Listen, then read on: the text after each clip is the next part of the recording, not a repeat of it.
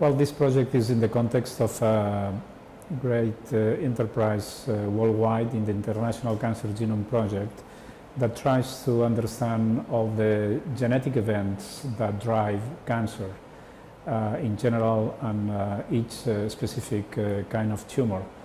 We understand that if we know what are these mutations, these genes that drive the diseases, we will be able to find better diagnostic tools and, most important, better drugs to target these mutations.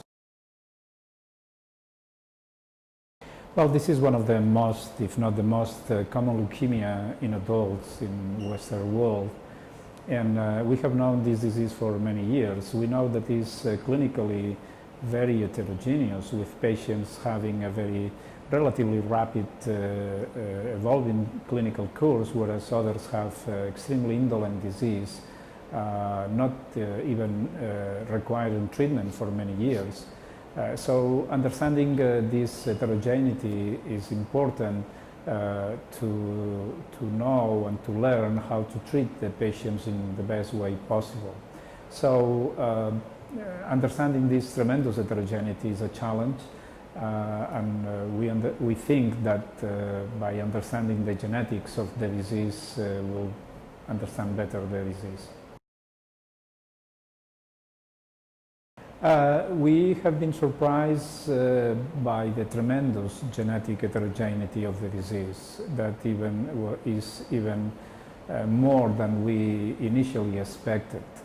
We have found now tens, if not hundreds of mutations in potential drivers, gene driving the disease, and the frequency of these mutations is extremely low. The most frequent mutation is in around 10 to 15% of the patients. So it's a very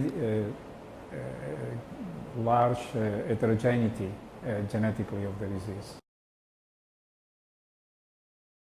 Well, I think in the genomic study we are coming with new genes that are mutated driving the disease, and we have identified some of them that are potential targets for new drugs. This is a new hope that these genomic studies are bringing. Second, we are finding mutations in genes that might explain why some patients may be resistant to the new therapies and why some are responding and some others don't. Well, one of the things that the genomic studies are bringing is that CLL is highly dependent on the BCR, the B-cell receptor activation pathway, and we have, by doing transcriptome studies, we have identified that the CLL has activation of genes downstream of the BCR, and that explains probably why these cells are sensitive to inhibiting this pathway. Well, we have some of the genes that we have identified as driving the disease are activating survival pathways, survival mechanisms to the cell. So by fighting BCL2, that is one of the anti-apoptotic genes, explains why these cells might die, because they depend on these survival pathways. Well, p53 is, and 17p deletions is one of the first genes that were found mutated in CLL, as in many other genes, but only explains around 7 or 10% of the bad guys, the bad disease. But now we are learning that together with these, there are other genes, new genes like splicing factor 3b1, that its mutations are associated also with a similar bad prognosis, and these patients might need, similarly to the ones with p53, more aggressive therapy up front. That's exactly what the vision that we have, because the initial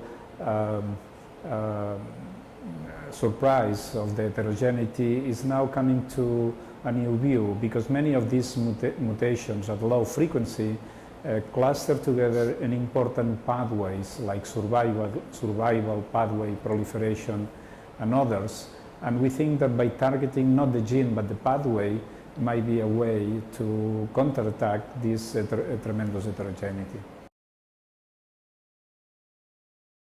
Well, there are several aspects. There are drugs that have been already approved for certain genes and mutations in other disease that now we are finding in CLL. So one possibility will be to use these drugs that have been already approved for other disease into bring them to CLL. On the other hand, we are finding genes mutated, that new drugs are being developed, tested in vitro in preclinical models, and we think that soon these drugs might be transferred into the clinical practice. So it's a new window of opportunities that these genomic studies are bringing to the management of the patients. I think we are getting close to the long-awaiting dream of trying to find more personalized, more individual therapies closely related to the individual biology of the disease of each specific patient.